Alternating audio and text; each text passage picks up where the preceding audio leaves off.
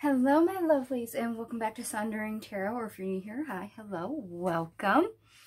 Today we're going to go through my favorite cards for 2022. Excuse me, let me put my tongue back in my mouth. So this is going to be from my 2022 deck collection. This is the Pentacles suit, so we're going to jump right in here.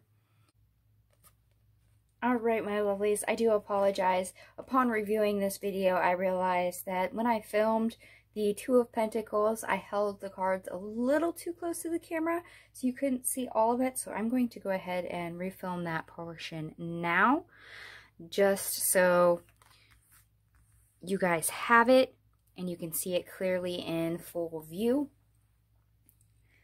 Well, let me go ahead and get a little closer. I will hold each card up so you guys can see it. We have the lovely Mermaid Tarot here. I love how this rabbit is actually entertaining these kids with his juggling act, and he's on this little trout. So sometimes you're up, sometimes you're down, sometimes you're having to juggle things, sometimes it's a balancing act, sometimes it's not you that's having to do that, and you're just having to watch others or dictate to others that things need to be done. And yes, dinner and a show, sometimes that can be very entertaining. But I do appreciate the animal usage in this versus a person or trying to have a mermaid juggle. Since this is the Pentacle suit in this deck, it tends to be more mermaids on land or influx of animal land creatures. And I appreciate more of the elemental reference from this deck. And then we have the Soul Cats Tarot.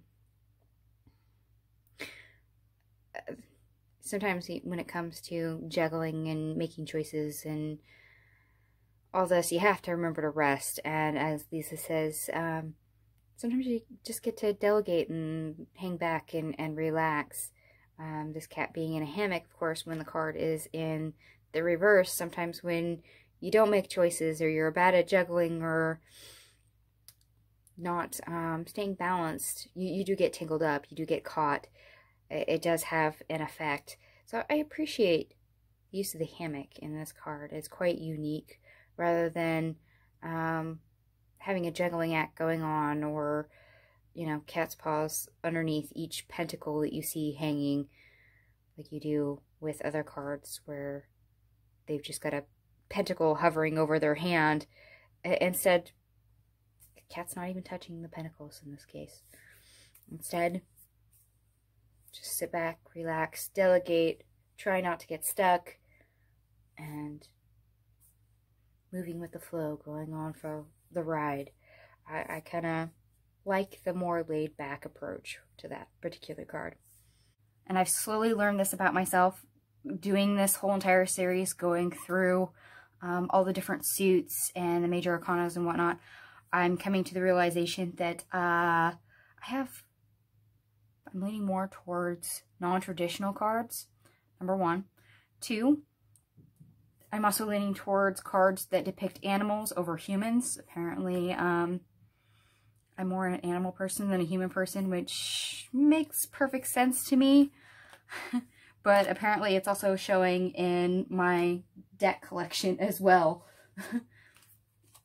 Alright, we're going to move right on to the Three of Pentacles. I have a few more of these than I did the Two of Pentacles, so hopefully these will all be in frame. These are all a little bit different. Maybe I have to scooch these over just a bit. Okay. First one we're going to talk about is the Three of Pentacles from the Unfolding Tarot. You should be able to see this one. This is more of a matte cardstock. I love the usage of the bees in this. Hive mind, teamwork, yes, building. They're always building up their sustenance. They're always hard at work. And a beekeeper does have a symbiotic relationship with the bees.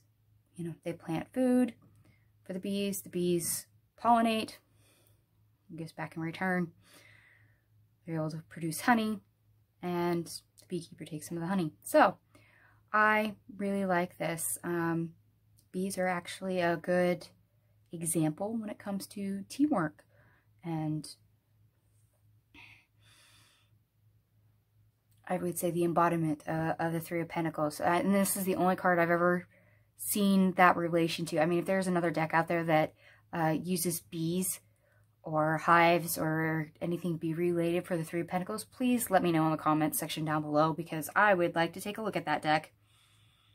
I mean, I know it's possible it might be an animal deck, but I do like this for a tarot deck that's not specifically animals. It's fabulous. I fell in love with it when I first saw it.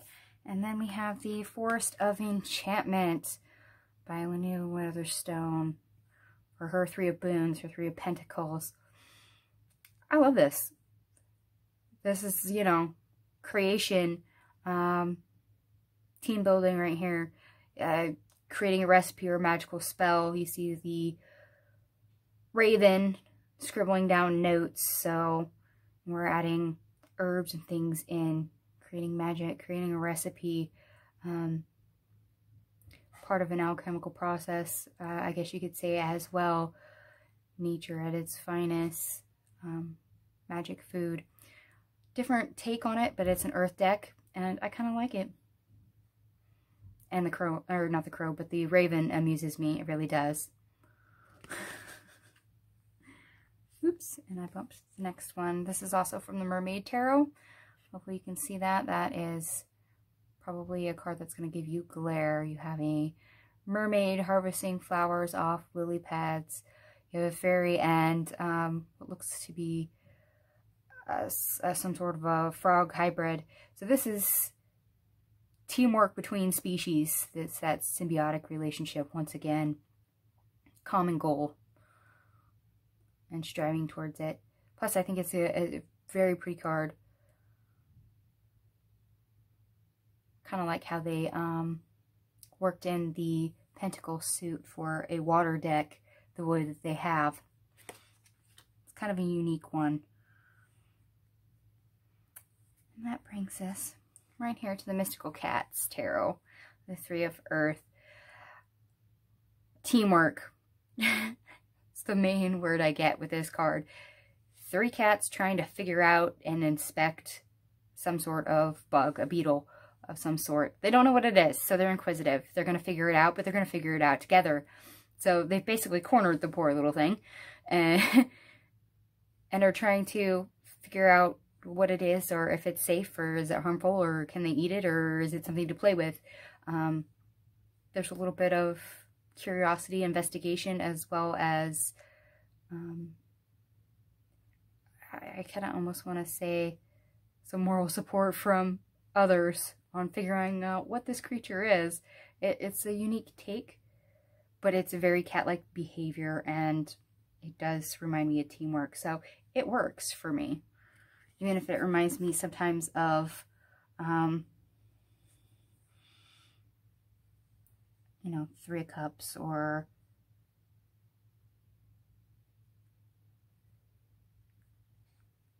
you know, it works. I would say this is one of those cards that I probably would read a little bit more intuitively sometimes, just because. And that brings us to my last Three of Pentacles. This is from the Out of Hand Tarot by Jamie Sawyer. I love the fact that she did construction workers for the Three of Pentacles. There's only so many stained glass windows and church depictions that I can stand.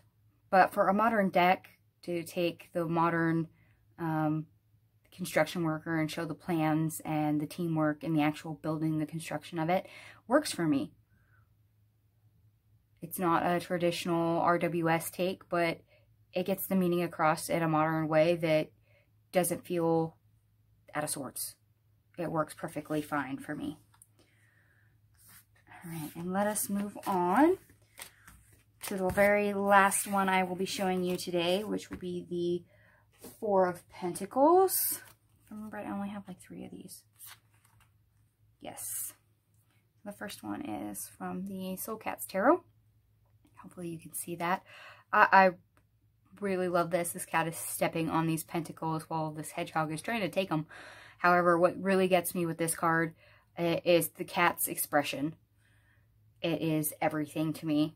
And the traditional RWS version of the Four of Pentacles bores the crap out of me. Miser just clutching pentacles and stepping on two and having one above its head, and it's boring. And I understand the elemental reference. I understand the meanings just fine, but I have to have something a little bit more for the Four of Pentacles. It's not excitable or what I would call a favorite card in the deck. So, and here again, we see more animals than non-animals, which is hilarious. We're moving on to the Unfolding Path Tarot. I actually kind of like this. A bag full of pentacles. Although, what really gets me is that in my mind, I don't see this as a bag. It seems more like a pillow, just the way he's hugging it. And the shape of it and everything else, I understand it's probably a bag. But when you hold on to things, one of the reasons why you hold on to them is because you're in a comfort zone. They're comforting. Whereas changes are foreign, they're unknown, and they don't make us happy. So we don't want to change. We don't want to release. We don't want to let go. We rather stick with what we know. And this card speaks to me on that.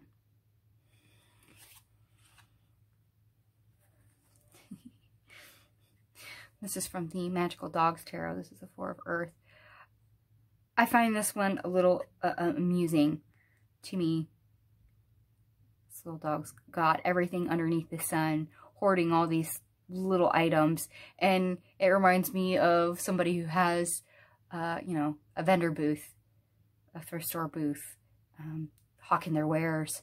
They're willing to hold on to anything and everything underneath the sun, but they'll part with it, for a price. And in fact, for some reason, this card reminds me of the opening scene in Aladdin, where Robin Williams plays a salesman at a stall trying to sell you bad wares, including the lamp and a number of other products you see throughout kind of the film. And that's what this dog reminds me of, is somebody hawking wares will relinquish something, but you're either going to have to pry it from her cold dead hands, or you're going to have to pay the price.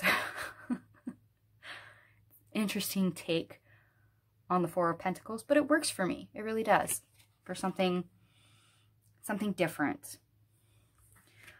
All right, my lovelies, that is the last Pentacle card I'm covering for today. I will go ahead and have part 2, which covers 4 through 7 up pretty soon. So be on the lookout for it. If you have any interest for card backings, aces, court cards, major arcana, or swords or a wand suit, I've already filmed those, and you can find the links in the description box below. And with that, I'm going to go ahead and leave things here. Thank you so much for watching, and I'll catch you guys later. Bye.